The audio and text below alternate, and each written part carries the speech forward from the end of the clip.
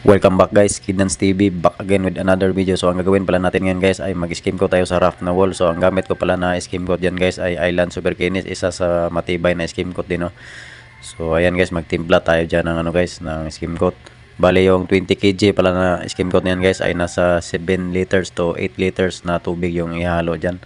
So hindi pwedeng labnawan nyo yan ng gusto guys, o kaya yung medyo matigas din na timpla guys. Kailangan masukat nyo talaga yung tubig na yan, importante yan. So ayan yung unang steps natin guys, no, ay lilinisan natin yung yung wrap na wall. Tatanggalin natin yung mga litaw na buhangin diyan guys, o may yung mga dumikit na mga simento sa pagpalitada.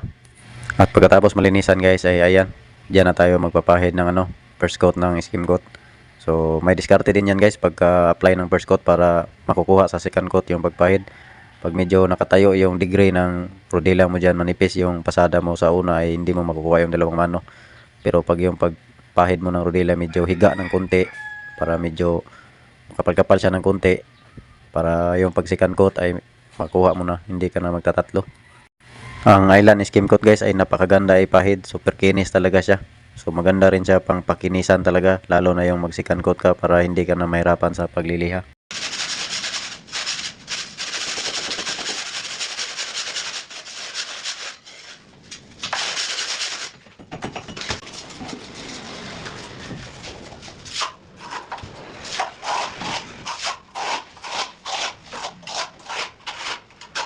So kung mapapansin nyo guys, yung pag-apply ko ng skim coat ay hindi ko muna isasagad sa mismong kisame, kasi wala pa kasing guys, wala pa kasing epoxy yung kantuhan at saka yung mga gilid. Kasi kung isisarado mo na skim coat yan guys, pagka epoxy mo ay wala na gaanong kapit yung epoxy yan guys. Madali na mabitak. So maganda yung epoxy ay nakakapit mismo sa hardeflex at saka sa simento, para maganda talaga yung tibay at kapit niya guys. Kung may skim coat na tapos saka nag-epoxy ay mahina na yung guys, kapit ng epoxy pagka naka-direct sa skim coat. Kaya ayan guys, nauna kasi yung sa akin guys, wala pa yung kisame, kaya hindi ko isasagad yung skim coat sa guys, sa kisame. Nag-iwan ako diyan ng mga 1 inch. So saka ko na lang ipa-final yung skim coat pagka may epoxy na guys.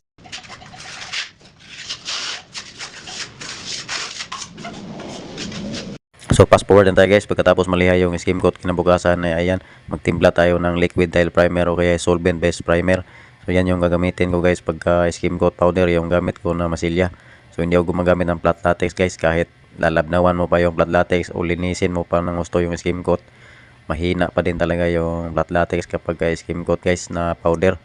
So ayan guys, no, yung primer natin. So sa isang galon pala guys ay 1 litrong liquid tile reducer yung nilalagay natin, tapos haluin ng gusto. Tapos ayan guys, mag roller na tayo ng liquid tile primer. So isang mano lang yan guys, na pantay yung lapat ng roller, so pantay yung kapal. Maganda lang yung flat latex guys kapag hindi powder skim coat yung gagamitin mo, gaya ng mga masonry pati, concrete pati, ngayon yung mga wall pati, o kaya yung patching compound na pintura ang halo. So okay yung flat latex primer yan guys, pero pagdating sa skim coat, hindi talaga okay yung flat latex guys, mahina talaga yan.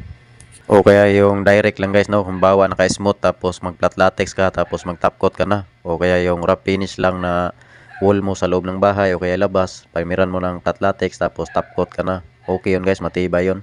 Wag lang yung sa may naka-skim coat guys.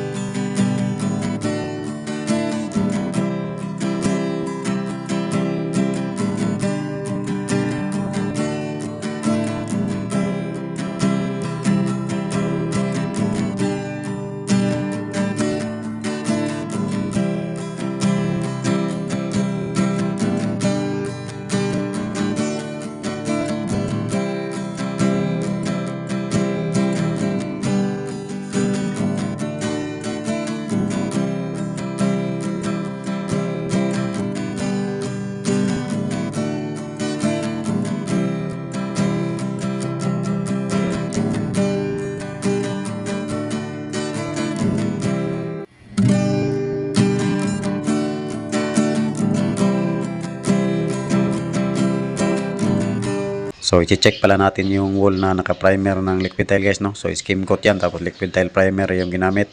So ayan guys, sobrang tigas, mag-slide lang yung kuko. At ginamitan ko rin ng masking tape na crocodile guys, no, para masubukan natin kung may sasama or matutuklap pa. So hindi talaga yan matutuklap at saka walang sasama dyan guys. So crocodile lang masking tape yan. So yan yung masking tape na madikit talaga. So sinubukan natin kung may, ayan, idiin pa natin ang husto guys. Idikit talaga natin ang husto.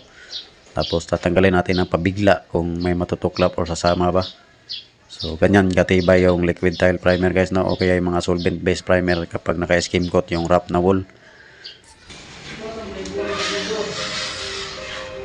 Yan, iba't ibang parte ng wall yung ititesting natin guys para malaman natin kung may sasama ba talaga o kaya matutuklap. Yung iba guys, dinidikit nila yung masking tape sa pantalon para mawala yung adhesion, pero yung sa akin pure talaga yan guys.